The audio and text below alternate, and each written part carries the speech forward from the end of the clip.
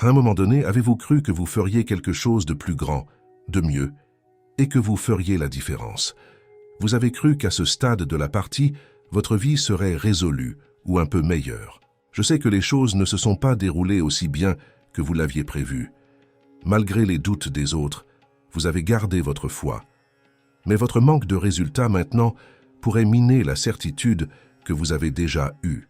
Le fait est que vous êtes à mi-chemin maintenant. Peut-être découragé, peut-être fatigué, mais abandonner n'est pas une option.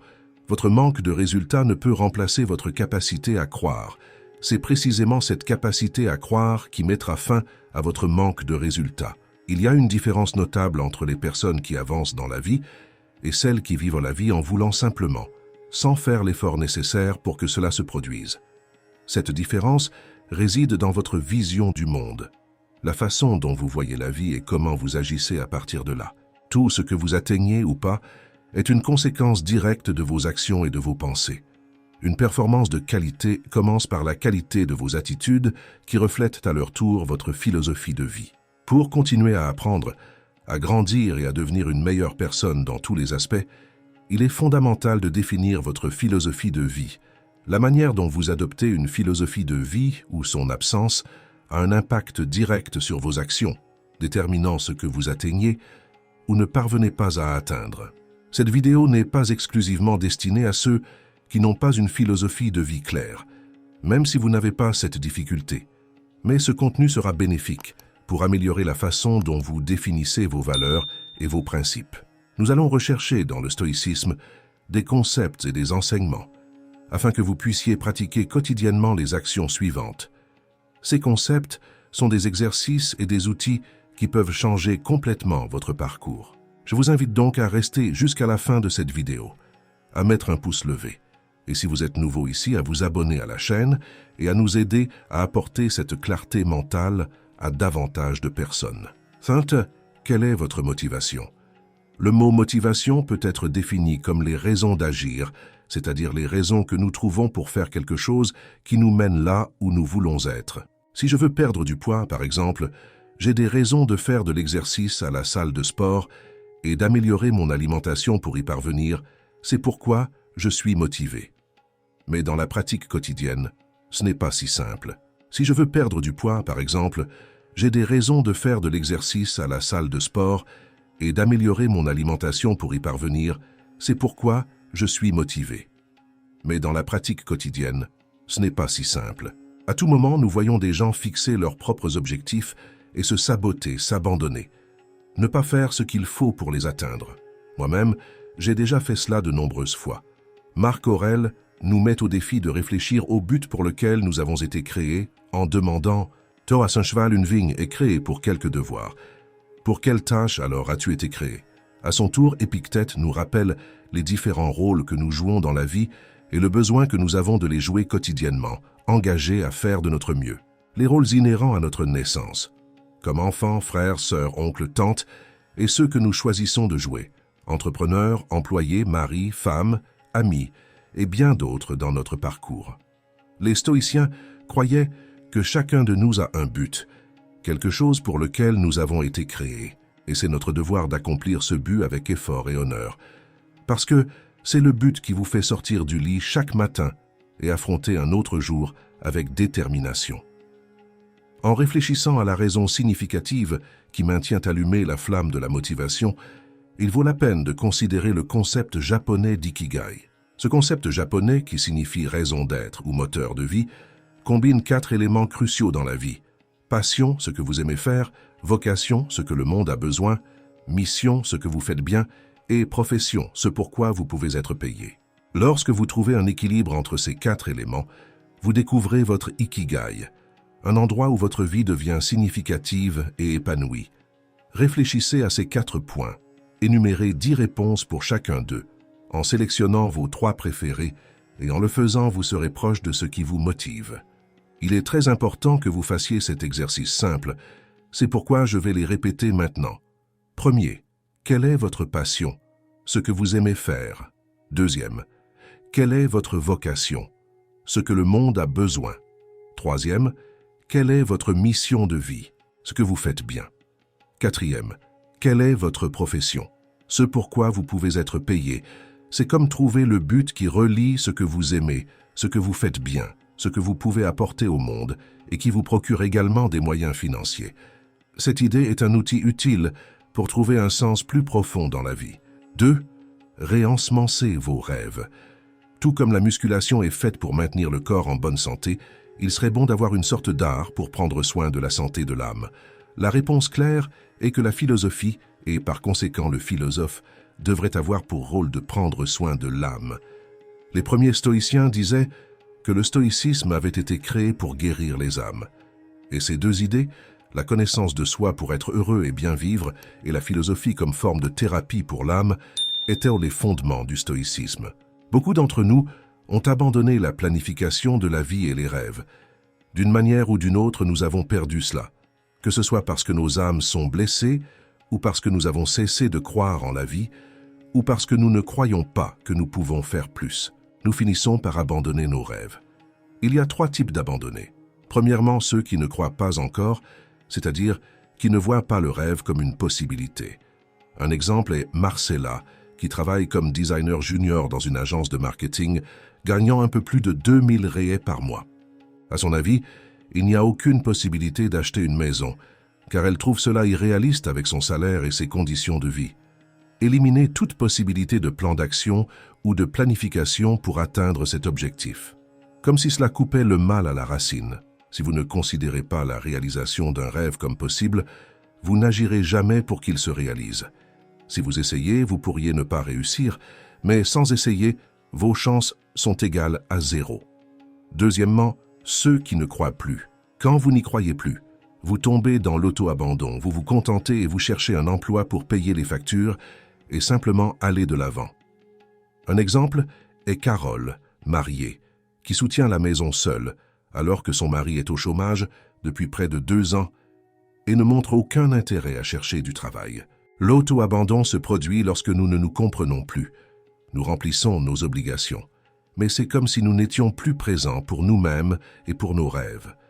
Troisièmement, ceux qui ne croient pas qu'ils peuvent faire plus. Lorsque la personne est financièrement à l'aise et stable dans la vie et dans les relations.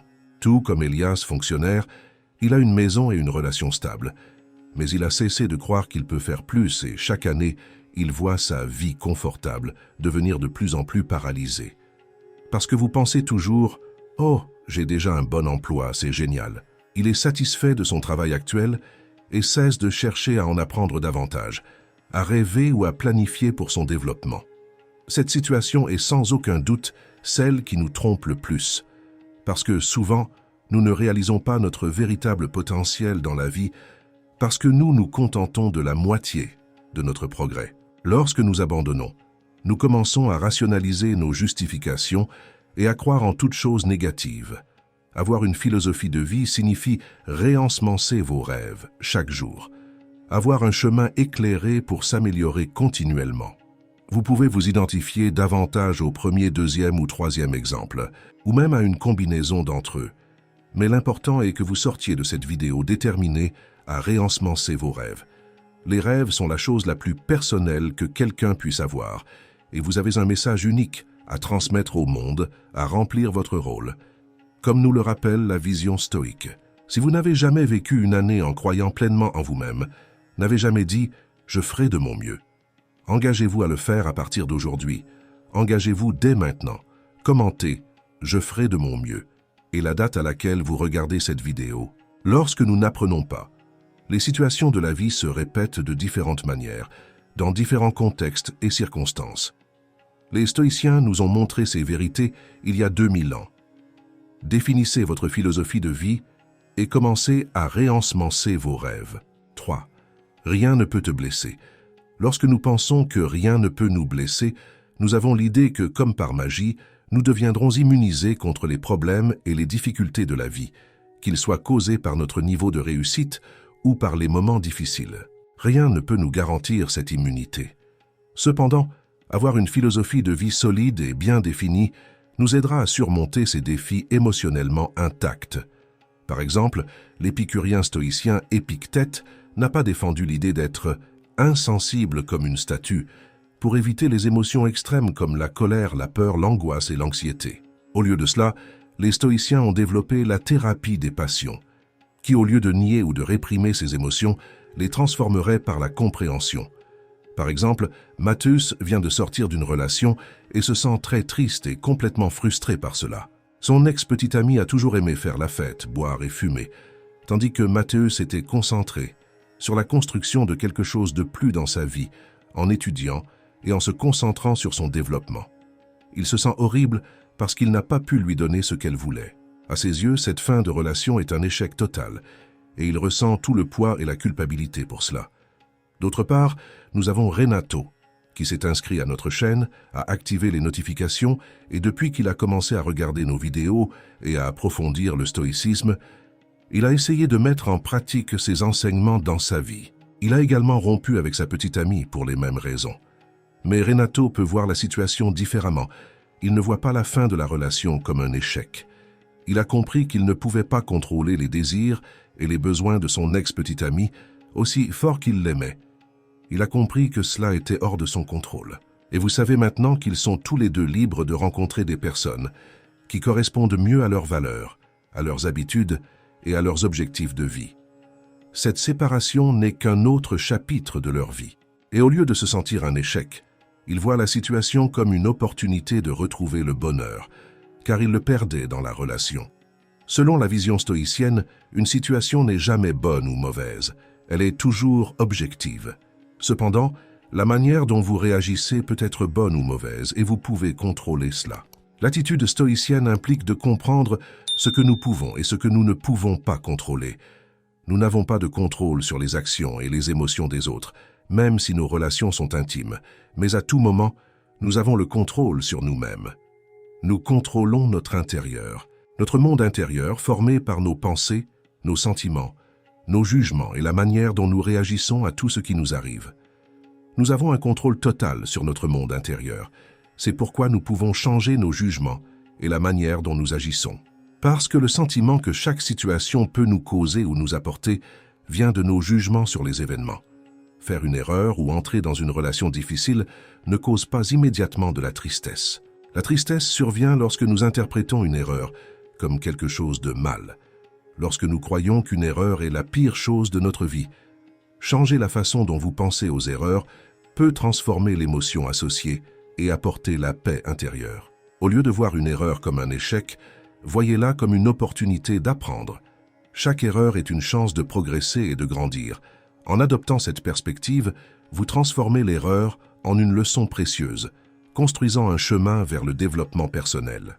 Il en va de même pour l'anxiété. Lorsque nous croyons que nous n'avons pas le contrôle, elle nous consume automatiquement. Penser comme un stoïcien demande du temps et de la pratique. Cela peut vous rendre plus heureux dans la vie, car vous arrêtez de vous stresser pour des choses qui sont hors de votre contrôle. Si vous ne pouvez rien y faire, ne gaspillez pas votre énergie avec cela. En revanche, vous pouvez dépenser votre énergie dans des choses que vous pouvez contrôler. De cette façon, vous pouvez devenir une personne meilleure et plus sage. Cette approche cherchait à transformer ces émotions par la compréhension, plutôt que de simplement les réprimer ou d'être consumé par elles. Comprenez ce que vous ressentez, voyez chaque situation comme un stoïcien et transformez vos émotions grâce à cette compréhension. 4. Vos actions en disent plus que vos paroles. Vos actions parlent si fort que je ne peux pas entendre ce que vous dites. Cette phrase est de l'auteur et penseur américain Ralph Waldo Emerson, prononcée au XIXe siècle, mais pour nous, elle est incroyablement actuelle. Dans notre vie quotidienne, que ce soit dans les relations personnelles ou dans l'environnement professionnel, nous observons que nos paroles sont étouffées par nos actions, voire même contredites. Quelques exemples très simples. Je veux être plus aimable et compréhensif dans ma relation, mais dans la pratique, je fais plusieurs critiques et jugements. Je me plains et je souligne les erreurs tout le temps. Je veux être un professionnel respecté et progresser dans ma carrière. Pourtant, je procrastine constamment la livraison de projets et je me distrais sur mon téléphone pendant les réunions. Je veux vraiment prendre soin de ma santé. Cependant, je n'arrive pas à m'organiser et je finis par commander un fast-food. J'ai besoin d'équilibrer ma vie personnelle et professionnelle, mais dans la pratique, Je suis le premier à arriver et le dernier à partir. Je veux apprendre et créer un changement dans mon mode de vie, mais je résiste à m'inscrire sur la chaîne et à regarder les contenus pour commencer à pratiquer. Vraiment, je veux changer, sortir des dettes et avoir une éducation financière. Mais dans la pratique, je passe ma carte de crédit à la première occasion qui se présente. Une chose est d'étudier la guerre et une autre est de vivre la vie d'un guerrier. Peu importe votre discours, vos paroles perdent de la valeur devant vos actions réalisées. Comme nous le rappelle le philosophe et l'un des professeurs stoïciens les plus respectés, Épictète. Ne pas expliquer votre philosophie. Internalisez-la. Parfois, nous tombons dans le piège de vouloir changer uniquement par le discours, sans agir effectivement. La plupart des gens ne réalisent même pas que ce qu'ils font ne correspond pas à ce qu'ils disent. C'est pourquoi ils cherchent rarement à s'évaluer eux-mêmes. Il n'est possible de progresser vraiment que lorsque vous êtes conscient de vos défauts ou des domaines dans lesquels vous pouvez vous améliorer. Sans effort pour se comprendre et sans prendre au sérieux nos valeurs. En d'autres termes, votre exemple montre plus que vos paroles. Et si nous ne nous auto-évaluons pas, nous risquons de ne pas savoir où nous avons commis des erreurs. Il est nécessaire de surveiller votre discours et de comprendre si vos actions correspondent ou non à ce que vous dites. Les stoïciens, comme Sénèque et Marc Aurèle, pratiquaient quotidiennement l'examen de leurs erreurs, cherchant des moyens d'agir mieux à l'avenir. Dans ce processus, il est crucial d'apprendre à valoriser chaque petit changement, même s'il semble presque identique. Il est différent. Un petit changement aujourd'hui peut signifier un changement énorme demain. Ne sous-estimez pas vos petits changements ni ceux des personnes avec lesquelles vous vivez. Pour les stoïciens, comme Sénèque, l'accent était mis sur le progrès vers la sagesse et le développement d'un meilleur caractère. Et l'objectif final était de devenir le meilleur que nous pouvons être. 5. Ce qui vous est arrivé et ce que vous allez en faire. Chacun possède un mode de pensée qui a été construit de différentes manières tout au long de la vie. Outre votre propre nature, il y a aussi les influences externes et le développement naturel que tout être humain traverse. Beaucoup de choses qui vous sont arrivées dans la vie ne sont pas sous votre contrôle, comme par exemple l'endroit où vous êtes né, la structure familiale dans laquelle vous avez grandi, si vous avez eu un soutien émotionnel et financier permettant le développement intégral de vos capacités, si vous avez dû faire face à des problèmes, des fatalités ou des difficultés. Beaucoup de ce que nous vivons n'est pas sous notre contrôle, mais une chose que nous pouvons contrôler. Comment nous réagissons et comment nous faisons face à chaque situation qui nous arrive. Nous pouvons décider si nous allons nous battre et reprendre le contrôle de nos vies, en vivant sans rationaliser nos erreurs et nos défauts, et si nous allons vraiment chercher à vivre notre vie non vécue, la vie que nous avons rêvée et aspirée. Cela relève totalement de notre contrôle. Lorsque nous rationalisons nos erreurs, en inventant des excuses, qu'elles soient acceptables ou non, nous nous mentons à nous-mêmes. Lorsque nous en faisons une habitude, nous commençons à croire aux mensonges. Une chose est de se mentir à soi-même. Une autre est de croire aux mensonges. La seule chose que vous contrôlez est la façon dont vous voyez et réagissez à tout cela. Si nous y réfléchissons bien, ce n'est pas la pluie, la chaleur, le patron, le conjoint, la voiture, la profession, le mariage, les enfants ou l'emploi que vous avez mal choisi. La plupart du temps, c'est la personne elle-même qui ne se trouve pas. Par conséquent, ne cherchez pas à transférer sur les autres les résultats que vous seul et personne d'autre pouvez inverser en prenant des décisions plus judicieuses. C'est avoir une philosophie de vie cohérente et durable. Appliquez les concepts. Souvenez-vous qu'à chaque instant, notre changement de vie a toujours été entre nos mains. C'est à nous de décider si nous voulons prendre le volant ou renoncer à ce pouvoir et nous laisser conduire. Les paroles d'Épictète, philosophe stoïcien, concluent notre leçon d'aujourd'hui. L'essence de la philosophie est qu'un homme doit vivre de manière à ce que son bonheur dépende le moins possible des choses extérieures. Et si vous êtes arrivé jusqu'ici, abonnez-vous à la chaîne, laissez un pouce levé et partagez votre expérience stoïcienne dans les commentaires. Ainsi, vous nous aidez à diffuser ces pratiques à davantage de personnes. Maintenant, pour découvrir 10 changements de mentalité qui changeront votre vie en 2024, regardez la vidéo qui apparaît à votre gauche. Merci de nous avoir regardés.